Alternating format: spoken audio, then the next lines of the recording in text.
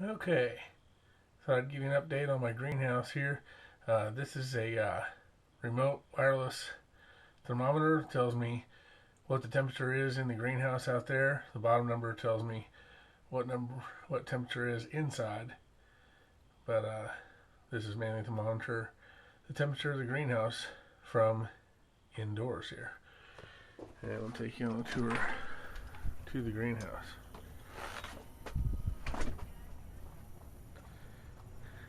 I have a small greenhouse here that I haven't found a whole lot of use for except to heat water up.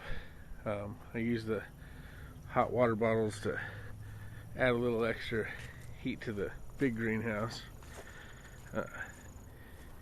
Anything in there gets burned up pretty easy if you're not careful because it's so small. And this on the front here is a little bit of weed cloth that I use as a bug screen, because when I have to open my greenhouse up to air it out, like right now it's about 80 degrees. When I open it up, bugs like to get inside here. So anyway, here's see if I can get a little tomato down here that I grew from a clipping. Some peas going that I grew from seed. Some store-bought coleus and ornamental grass. Store-bought Asian lilies. Got radishes that I've grown from seed. I grew, this is the second set. These guys are part of the first set here, and they weren't bulbing.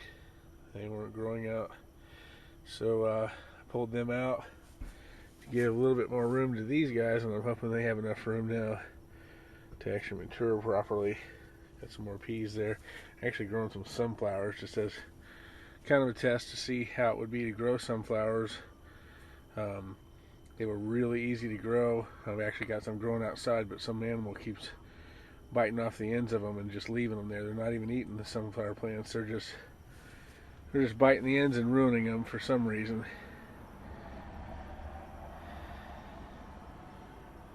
Got a burning bush that I got on sale at Home Depot yesterday for a real nice price, and I'm hoping to grow that up large and then put it in the yard. Okay, so I wanted to show you, we've got a couple thermometers in here also. Got a little desert thermometer that is normally used for reptiles but works really good in the greenhouse. This thing's actually, it changes the fastest. It'll change first and then the digital usually catches up. But what I wanted to also show you is this greenhouse only has 2 vents. I mean, the front door being one, and then it's got a vent in the back there that you can see. But as you know, you need a little bit of circulation, and I've got this far enough away from the house that I didn't want to have to drag a extension cord out here all the time. So I've been trying to find ways to do things with solar. So I bought me a little DC car fan there that clips on. And I run it down to a little car jack type input thing that I mounted on the greenhouse there. That runs down to where I've put together a little junction for that device, and I've got a solar heater I built, a pop can heater I built that's outside of the greenhouse. I'll show you that in a minute.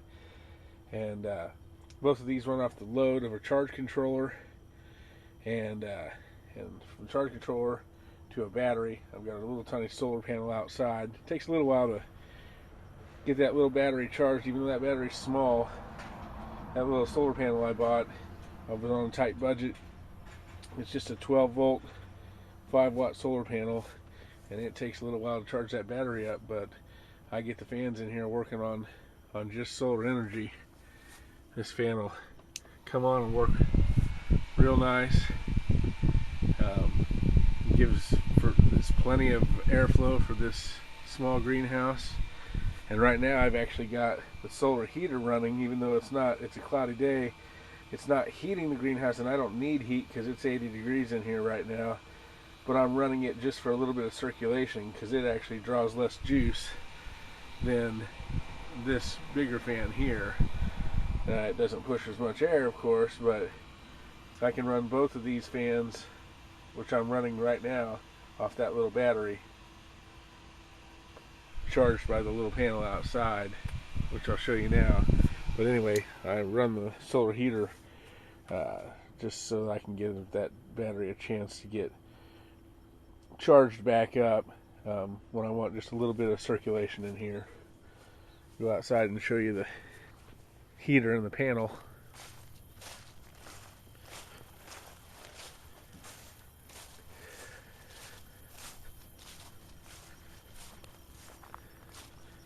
So this is a solar pop can heater I built, and I built it completely off ideas that I saw on YouTube. It's like a 48, 46, something like that can. Solar pop heater. It's pretty basic. It does draw some pretty good heat on nice sunny days. I've got a little 10-foot dryer duct that leads it into the greenhouse there. Just threw a little straw on top of it to insulate and make it so there's not a big hole between the greenhouse and the ductwork and whatnot there. As you can see, that's a little computer fan that I mounted in there,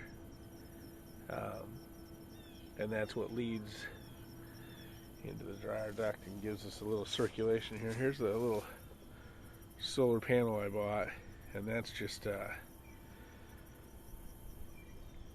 it's just a cheapy polycrystalline solar panel. I bought it for about 25 bucks and included shipping on eBay, and I mounted it on a little $3.50 like fence post thing that I got at Home Depot that I'd put in a bucket. That way I can still move the panel around if I want to, and it gave me a very basic stand that didn't cost a whole lot of money to get that panel at a good angle, and she's facing south so that I can draw as much sun as is possible.